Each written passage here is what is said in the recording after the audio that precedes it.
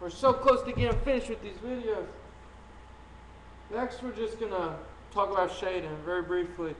Like I think I mentioned before, just the two things to remember if you're ever doing foreshortening or drawing in and making it look in 3D is, perspective, number one, and value. Those are really two important things. And of course, remember the cylinder that we went over and how the length closer to you, the lines are closer.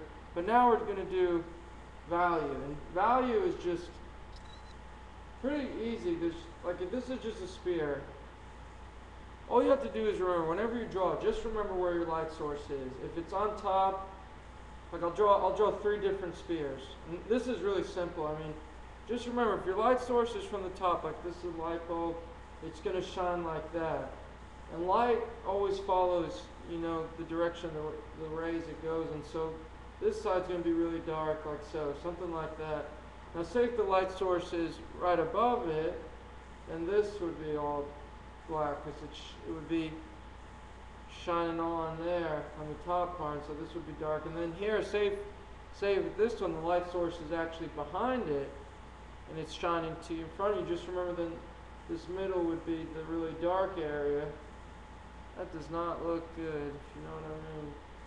This is getting a bit naughty. But then, so the middle, this really just, I hope we know it's just a sphere. But this part would be dark and, around light. So really, just lighting it really isn't that complicated. All it is always think of where the light source is and where the rays would hit. Because, if you're drawing an arm, or let's say you're drawing the torso up, and here's the torso, but the arm is going to pass in front of it, maybe it's coming out here foreshortened, something like that, and the arm's going to be above the surface. But if the light source is coming in here, remember you're going to see the shadow of the arm somewhere on the body, and this will be dark if the light source is coming in. But something like that. Crap, this camera. There we go. But it'll be something like that. So shading really isn't too bad. I mean, there's not really two. It's just always remember that the lines work. Light always comes in from that whatever source it is.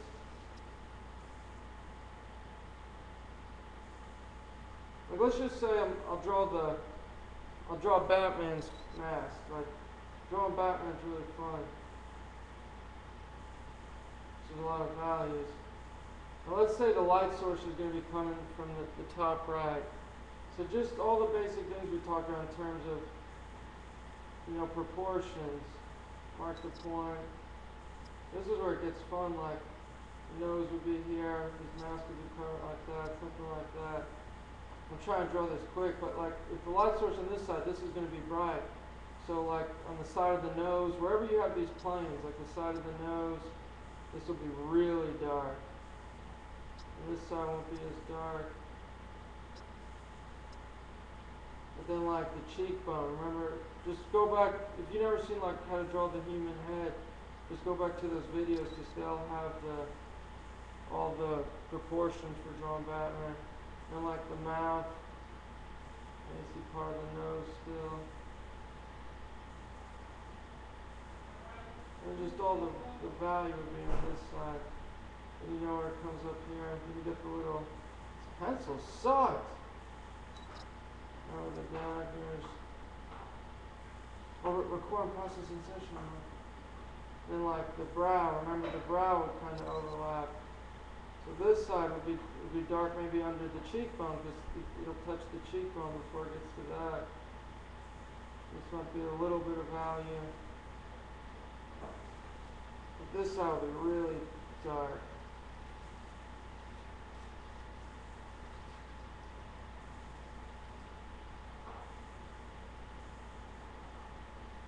Damn, this pencil sucks. What the hell, this pencil sucks. And this side will be a little brighter. Something like that. But pretty much, just basic shading. See his 2 eyes and the mask. But like that's just the thing. That took about 3 minutes, and it really doesn't look that great. I mean, it's just a simple little sketch. But that's the point, is shading and value takes a lot of time. So it takes a lot of time, so just remember, keep that in mind. But just remember, the light source came from this way. If it would have came from under him, like say if the light source was below him, then the top would be really dark. And you work with whatever the planes are. Like I just use the planes of the face. Like usually generally where the eye goes back, it's really dark because it's like a little dip in the face itself. And like if we start to draw his neck in, you know, all this on this side would be really dark. And just think of the muscle we used before, but all this would be dark. Dark, and then pretend his cape's on. But like that, like, and then you can just shade it. And that's where it takes a lot of time. Like I don't have the time to show you, but as long as you understand, as long as you remember the proportions or you can start sketching that in, and then you can really start putting the values in, start doing everything you want. Man, this pencil sucks! I don't know how the Batman symbol looks. I'm just kind of going for a free hand here. Hope there's no hardcore Batman fans, because that doesn't look good. Oh crap, that's not how it is. I remember now, it's like a circle, and then it's got... But anyway, like, don't look at that part, I'm embarrassed. But just like you can see, just slowly by shading, it can turn even a real simple outer sketch, and that's what makes every drawing really good, is the value and the shading. Like here's some more I did just practice. Like here's another Batman I did last night, and then. But that's value. Value is really simple. I mean, there's not too much to it. I'll draw another thing. I'll show you the difference that value can make. Like, say if the arm's coming out towards you. Like we did. Here's the deltoid, it would wrap over. There's that first bicep, and it's going to be foreshortened. And you have the arm, and you can see part of the elbow here. And then you have like, say the hand's pointing one of its fingers at you.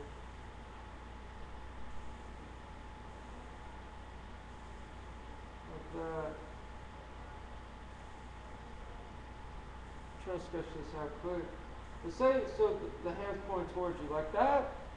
If you're just drawing the outline, sometimes it doesn't look right. Like that doesn't look right. That doesn't look foreshortened. And it's amazing just by simply starting to add in the value. Like that's something I noted as when I started drawing a lot. When I did foreshortening, things wouldn't seem right. It would be like, what? That does not look right. But it's funny because like the brain really does work weird once you start putting the value in. Like let's say in this pose the light source will be coming from this side, the top left, and it's shining down. So that would mean, I'll give him a little glove too, like a super glove. So that would mean all on the bottom side would be darker, like so. And the elbow would be really dark where it touches, and this would be all dark. And the glove, let's just say the glove is one shade, like that. But as you can see, it kind of looks like you just, wherever the light source would be touching, like the thumb, it wouldn't be touching that part of the thumb, or these fingers, all these fingers would be on different plane. Even the thumb here, you can put some shadow on. There'll be something like that to shade it. And if you look at a lot of like Marvel comics, that's how they kind of shade, like there'll be huge sections of just black ink, like that'll be like all filled with ink, and just little lines will jut out where the contours are. Like, crap, I don't have a lot of time, but say if it's like a bicep, like that's a bicep and it's jutting out, and here's the deltoid part. It would kind of be like, all this might be black, and just the contours of itself will have these lines jutting out, like something like that. And just look at a lot of comic book art for value, but pretty much that's value and shade in a nutshell. It's just really always remember where the light source is. Remember too if there's two light sources, and just always remember light. Just think of everything inserted in planes. Like this is a top plane, the light's touching. That's pretty much this one for now. Thanks.